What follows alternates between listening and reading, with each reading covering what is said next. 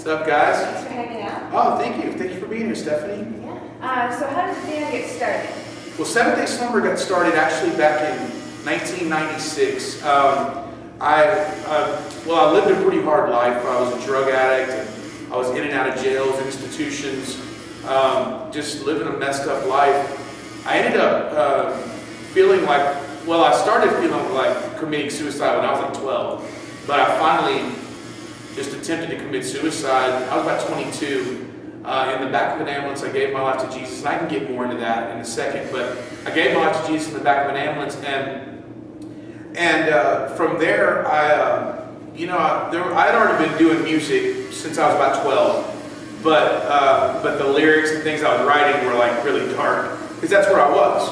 And but anyway, after giving my life to Jesus in the back of that ambulance, the lyrics began to change, and as I started getting involved in church and getting mentored and discipled, I just really started to grow and realize that the love of Jesus wasn't fickle, that it wasn't based on if I made another mistake, he was going to leave me like everybody else in my life did. And so I ended up going to Bible college at Christ for the Nations Bible College, and that was in '96. And that's when Seventh-day Slumber, I started Seventh-day Slumber there at Bible college. Just got a few friends together. They didn't really want to be in the band. It was kind of just me and the name Seventh-day Slumber. But they would play, we would do coffee houses and churches and stuff like that. And so that's where it started, is in '96, and it kind of blossomed from there. But you know, we've toured all over the country now as a band that's known worldwide, not just in the United States, but known worldwide. And what's it like having your son in the band with you? Well, my son Blaise is an awesome drummer. He's been out on the road with me since he was 6 weeks old. He's right over there. Blaise, run in front of the camera and then run back, or jump in front of the camera and say hi. What's up? All right, that's Blaise. And but anyway, you know, all three of my sons have been on the road with me since they were 6 weeks old. My wife Lori is our tour manager. And so to be able to be on stage and look back and see my own son when I was a drug addict with no hope in my life, in and out of jails, institutions, that kind of thing, and now to look and see where God has brought me and what he can do is amazing. And I look back and I see him playing, and I'm like, this is real life for me. It's crazy. So how did the City RockFest tour get started? It was just an idea I had that you know, people were saying Christian rock is dead. Well, rock's dead in general. They were, you know, all over, whether it's secular music or Christian rock or whatever. It's like pop has kind of been taking over, and rap, hip hop, and you know, that kind of thing. But I felt like rock wasn't dead. There's a lot of Christian rock fans that still want the new music from bands and still want to rock. But radio stopped playing rock music, Christian rock music. Like Christian radio used to, even some of the lighter stations would still play like our song Caroline or Disciples, you know, Dear X or things like that, but they stopped playing it. And now you hardly even, you know, hear the radio stations play. They'll play some, but very little. And it's all like pop music, electronic drums, things like that. And so there was really no outlet for bands anymore, and touring has been different. Like since you have Winter Jam and the Rock and Worship Roadshow, or I think I said that right, but anyway, you have those tours, they all pack in the bands in one tour, and so bands don't really tour anymore like on their own, like when they're promoting a record, and when they do it's very difficult. So I thought we need an outlet for Christian rock bands, man, bands that are still doing it. And so 3 years ago, I did, this is the third City RockFest tour. The first year, we did it as a smaller scale. We did like 35, 40 cities, and it was a success. The second year, we brought out Disciple. I called Kevin. I said, hey dude, look, forget that I'm in Seventh-day Slumber. I want you to look at me as a guy coming to you who's been in this industry for a long time, and coming to you as an owner of a tour. What would it take, how much would I have to pay you to have Disciple headline my tour? And he's like, is Seventh-day Slumber going to be on it? I said, you know what, yeah, we'll be on it, but we want you to headline, and it's not the Seventh Day Slumber Tour. It's the City RockFest Tour, and it's our second year doing it. He said, he threw out a number, and it was a very reasonable number. He said, I want to make this happen, so I'm not going to charge you what I would normally charge. And I was like, cool. And he said, who else do you want on? Who else do you think should be on it? I said, Decipher Down. He said, they've been in retirement for like, or on hiatus for like, 3 years almost. Would they come out? I said, I already sent out a message to them. He said, dude, if they'll be on this thing and you guys will be on this thing, man, I'll even bring the number down a little bit just to be able to, so you can pay them what they need to be able to do. And he's like, well, he didn't say that. He said, I'll work with you in whatever we have to do to make this happen. If we can get all of us on there.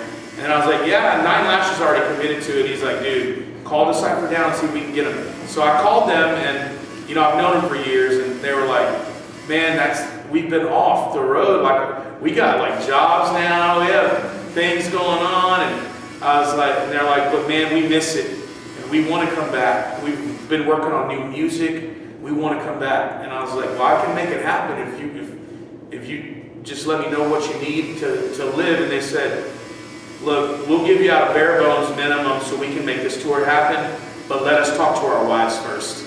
And I said, oh, that's probably a good idea. And so they did, and they came back and said their wives were cool with it. City RockFest tour, the second one happened, and it was sold out every night just about. And this is our 3rd year doing it. So that's how the City RockFest tour happened. So I own the tour, but I'm also on the tour, which is really cool. So what was it like working with Kevin for your song, Hunger Strike? Oh, that was awesome. Kevin, I've always loved Kevin's voice. And I thought that song, Hunger Strike, we were gonna, the reason people go, why'd y'all do that song, man? That's a secular song or whatever. And I'm like, look, that song is about feeding hungry people, man. That song is about the less fortunate, man. And, but I always thought, that would be a cool song to do with Kevin because I love his voice. He's got that Chris Cornell, Soundgarden-y kind of voice, and I have the lower range, voice. And Eddie Vedder's on that song from Pearl Jam, and then Chris Cornell from Soundgarden. And I thought it would be a cool mashup to do. And I asked Kevin, he said he wanted to do it, and all the proceeds go to Child Fund and other organizations feeding hungry kids. Well, that's great. Yeah. So you have heard much feedback from fans as far as, like, is there any song in particular that has had a lot of impact on fans? We from every record that we release, we got fans that love songs for different reasons. The last 2 records that we released, one was called We Are the Broken. There's a song on there called All She Wants, and that really resonates with a lot of women, a lot of girls, teenage girls and women, because it's a song about a girl feeling like she's not worth very much, and she looks in the mirror and doesn't like what she sees, and has believed the lie that you have to look like the cover of a magazine to be considered beautiful, and it's a lie. But the song says she gives herself away again, already knowing just how this will end, but she just wants to hear she's beautiful.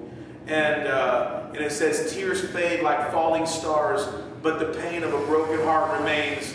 It won't fade away. And it says she's begging for mercy because it hurts too much. She's losing her faith, but she's not giving up. She's praying to Jesus, would you save my soul?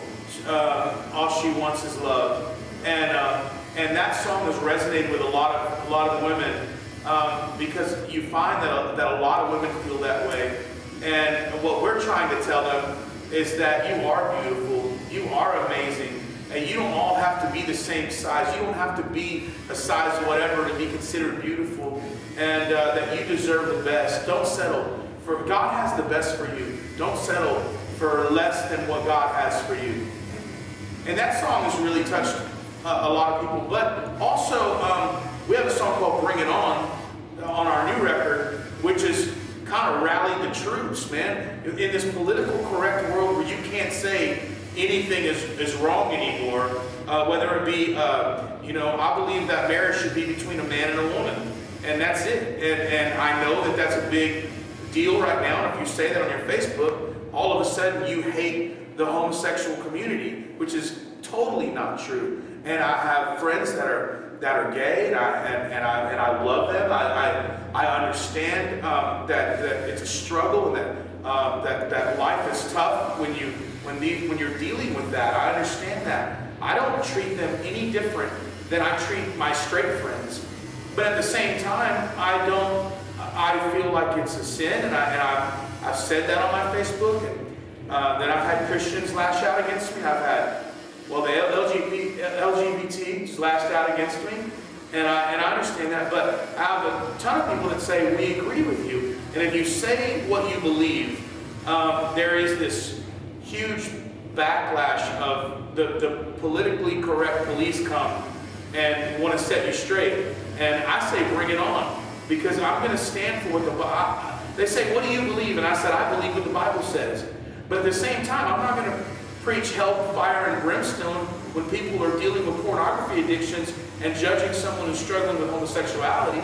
Like, we like to pick and choose which sins we think are the worst, and that's ridiculous. So for me, I'm going to say, if you're going to cheat on your wife, don't be talking about how you can't stand the person that's dealing with struggling with their sexuality.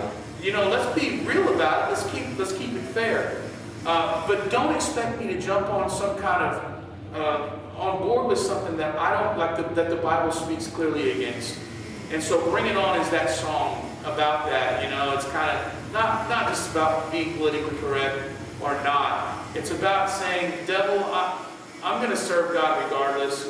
I know how the outcome is. I know the battle's already won. All right, one last question, actually from Twitter. Lizzie Ackerson would like to know, what was your most embarrassing moment? My most embarrassing moment, I think I just had one, didn't I? Didn't I just? Oh gosh, I've had a lot of embarrassing moments, but I just had one that I think was the most embarrassing. You ready for it? All right, so we were on the last City RockFest tour, and there's this guy named G.J. Myers. G.J. Myers is the sound guy for Disciple, or he was. He's not anymore. He's now a worship leader, an amazing worship pastor.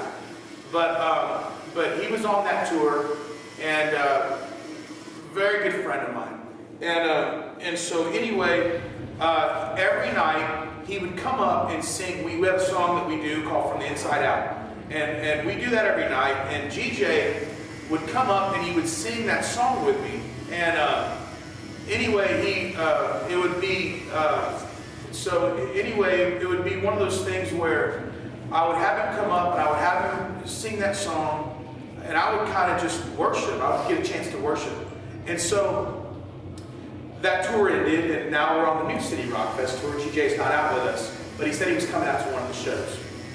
Well, I was sick. I've been on and off sick on this tour, and struggling with this an infection in my chest, right? So I was in the bus the whole day. So then they said it's time to get on stage. I said, okay. I get on stage. I see GJ in the crowd, and I can't believe it. You know what I mean? And so I'm playing, and GJ's like rocking out, and finally he gets it From the Inside Out, and I'm like, and he goes, yeah. And I was like, dude, come on. I said, GJ? And he goes, yeah. I said, come on up and sing it with me, man. And right in the middle of the song, he runs up, they move the chairs, he gets up on stage. It's his ganger Doppler. It's not even GJ. And the guy is not singing like GJ. And he doesn't know the words. And all the band members are laughing because they went up to him too, thinking he was GJ, and found out he wasn't. Anyway, the dude sings the whole song with me. We sing it out in every key there is. And afterwards, all the band members, all the bands, Disciple was laughing, everybody was laughing, and it wasn't GJ, not GJ Myers. That was pretty embarrassing. So. All right, well, again, thank you for taking the time to hang out with us. Thank you.